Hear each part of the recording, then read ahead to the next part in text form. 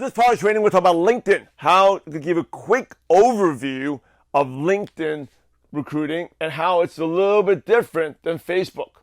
Okay, LinkedIn recruiting. So LinkedIn is slightly different from Facebook. In a couple of sense, it is more corporate, more business-like. Okay, more business-like, more corporate. And Facebook is more for friends, right? Hang out, you can post pictures of dogs, you can post pictures of cats, where you're going, movies, stuff. Well, LinkedIn is a professional tool. So if some of you have worked for corporations before, or worked for like corporate America, corporate UK, where it will probably make more sense to you. But for those who are not, it's okay. Okay, but the communication style is very different. LinkedIn, a lot of certain type of people who are working for corporate America, they're on there. There's certain type of demographics that are not necessarily on there as much. For example, like teachers, because it's just the culture is different. It's kind of like going into a new market, right? Where you go into like a new country, whether if you're building the UK, slightly different than building the US. You know, they all speak English. Go to Australia, a little bit different. Go to the Philippines, very different from the UK, right? Extremely different because the culture is different. And in LinkedIn, the culture is different, right? The online culture. So it's definitely more corporate and business-like. So what does it mean by that? So when it's more corporate and business-like, when you reach out to someone, you got to be really direct to the point, right? Like in Facebook, you say, hey, how's it going? How are you doing? Or, hey, I love the picture of your kids. Or love, right? In LinkedIn, you don't really have that. It's right to the point. Like, hey, I saw you worked at, for example, I saw you worked at American Express before. How long did you work there? I have a good friend that worked there as well. How did you like it? Right? Now, and then they may chit chat a little bit and you go directly to, hey, the reason I'm reaching out to you is because I saw you work for American Express, a very successful company. I was wondering, you seem to do pretty well, but I was wondering if you keep your options open to do something that maybe, if it's a fit for you, could be very lucrative. Okay, you're going very direct to the point.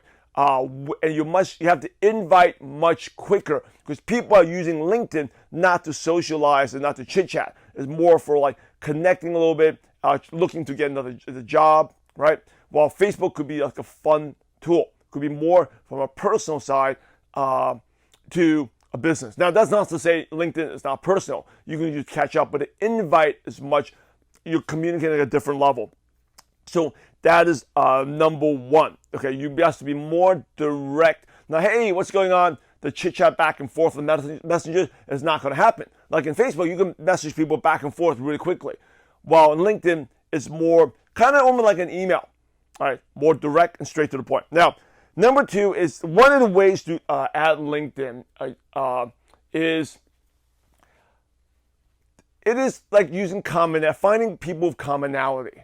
Right, so you got your profile has got to be fixed up in terms of where your work experience is, your educational. It's really like a resume, or some of your countries you call it a CV. It's got to be professional. Like, what school did you go to? Where did you graduate? Right, it's a CV, your work experience. Okay, work on that profile. See, that it is important on Facebook, but not as important as it is on LinkedIn. So beef up your profile, your connections, your what do you call the recommendations, right? I think recommendations are also very important because those are your testimonials. And the best way to get those is by giving one, right? You give one, you get one in return, okay? You give one and you get one in return. That's one of the ways, the easy ways to get your testimonials. So let's talk about finding prospects. The easiest way to find prospects, right, is through your connections. So connections meaning, and by the way, you can do like a free account or a paid account. A free account, I think you can only reach out to like a certain number, 5 a day, which I think for most of you is good enough. But for a paid account, you can go a lot more than that. Okay, if you want to play big time, you want to go more into that. You could definitely do a paid account. Another thing that's cool, really cool on LinkedIn is you can see who has checked you out. Right? And that's one of the huge advantages of paid the paid version, you can see who has clicked on your profile, right? So that's a way. That's the reason why. Now, Facebook would have been cool if you can do that on Facebook, right? But actually, I think they wouldn't. If they did that, a lot of people would stop using Facebook because we're all stalkers. We stalk people, right? So LinkedIn, you can actually see who has stalked you because again, it's a corporate recruiting tool. Right? You want to see who is interested in hiring you, right? So that is a very good tool. Now let's talk about connecting with people. Connecting. The most valuable connections are your direct connections, right? People that know you, so you worked with the person before, and the person has to agree that they have worked with you before. Okay. You could also, and if you have there, you could also search for people who has worked in the same company you have worked for. So it's a way to start a conversation. Right? So if you have worked for, just say, American Express, right? You work for American Express and you're looking to find someone, you look for searching people who also worked at American Express. So say, hey, I see that you worked at American Express before, you're working there for 3-4 years. I worked as well. Hey, how's your experience there so far? And is it, how's your experience? I had an awesome experience there. I love reconnecting with people in the same company. It's an awesome company. If there's anything I could do to help you, let me know. Okay? So that is a way of connecting using commonality. Because people always like people in common, right? So finding a company. Now, you can also find competitors to the company. So say you worked for American Express. You can find someone that works for Visa. So, hey, you know what? I just came up on your profile, looked at Visa. I worked at American Express for like 5 years. I love to have a good time there. How are things with Visa? I love this whole credit card industry. If there's anything I can do to help you, let me know. Okay?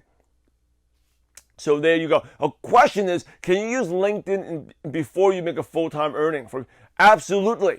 Okay, absolutely. By the way, you can always borrow other people's stories, right? So for example, if I didn't work for American Express, but my mentor, who's very successful, my leader in a company, worked there, I say, hey, you know what? I love connecting people with American Express. One of my good friends, mentors, who's built a very successful business, helped me out, teaching me, told me a lot of things.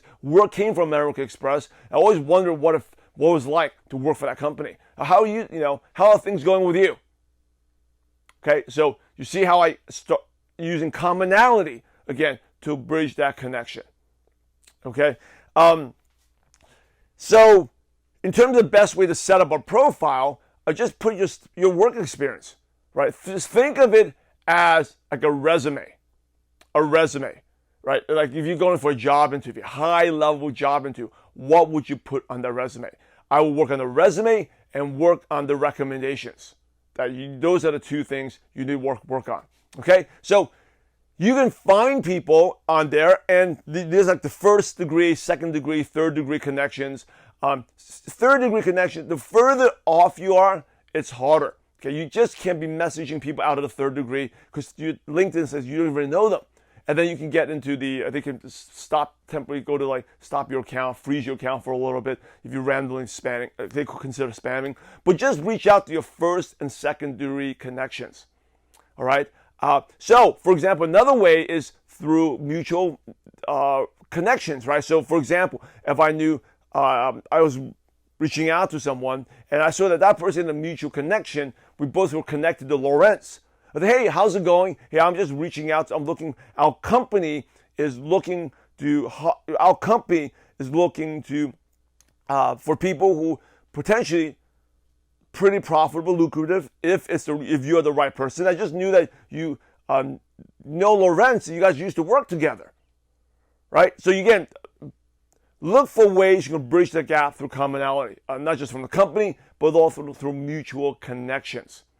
Okay, and when the invite is just way more direct and professional. Again, it's like kind of, I talk about the three type of prospects, S, O, and W. The S's, these are the more successful type of prospects. Hey, our company's looking for some smart, I'm part of a company that's looking for smart entrepreneur people who, want to do something outside a job that could be potentially very, very lucrative, right? Would you be open? Do you know anyone, or would you know anyone that would be interested to learn more?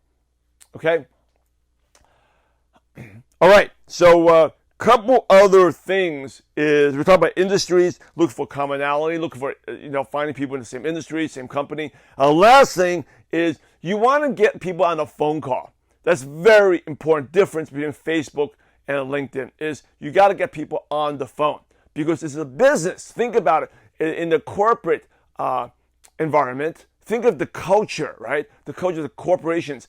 When you get a job just by messaging on, right? If you are qualified to get a job, what do you need to do, right? You will they will call you. They may bring you in for an interview, right? So you have to get the person on the phone.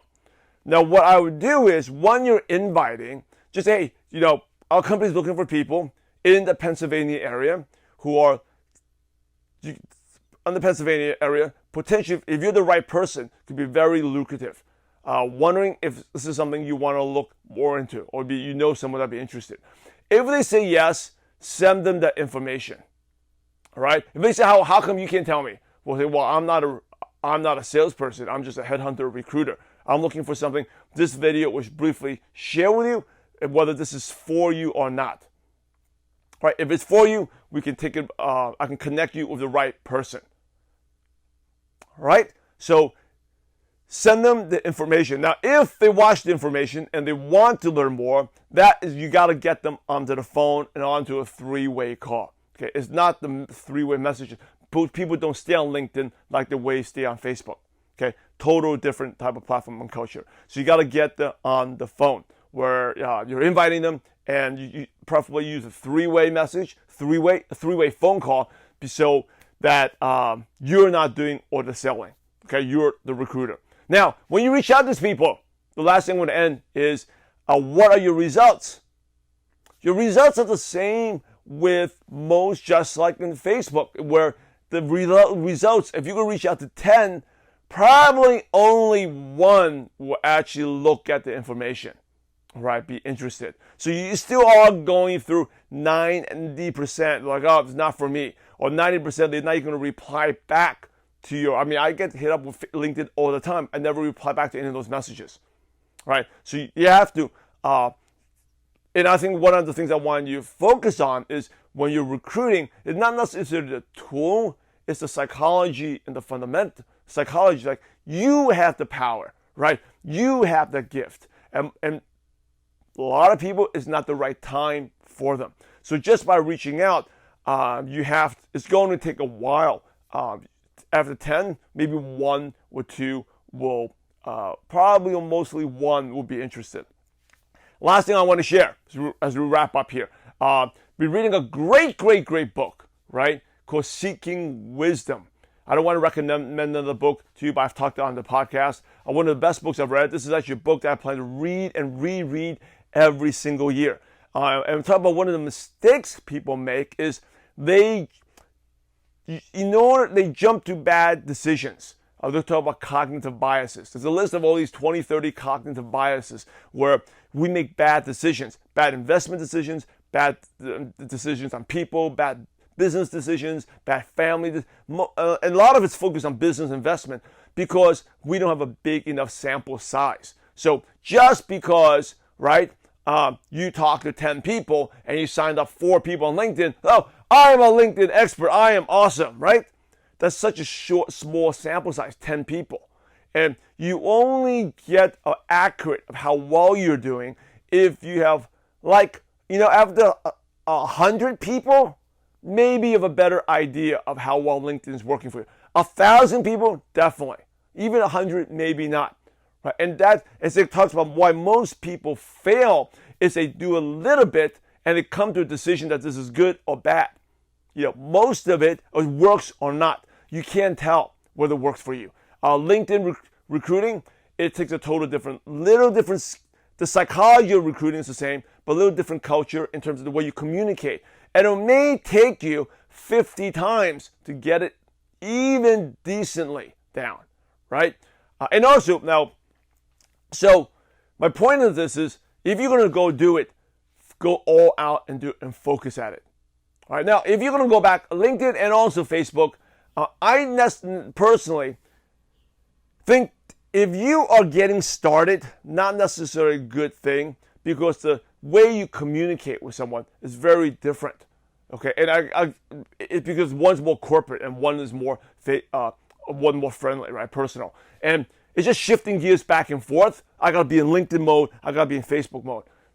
It's tough to do that, right? It's tough to do that. Focus on one and just dominate it. And I'll give you an example of the way, like, I think when I built in the Philippines, people were very emotional, right? Emotional. I love Filipinos. You get them psyched up, riled up, they dance on. I have video of me and the meetings where people literally stand up and dance on chairs, right?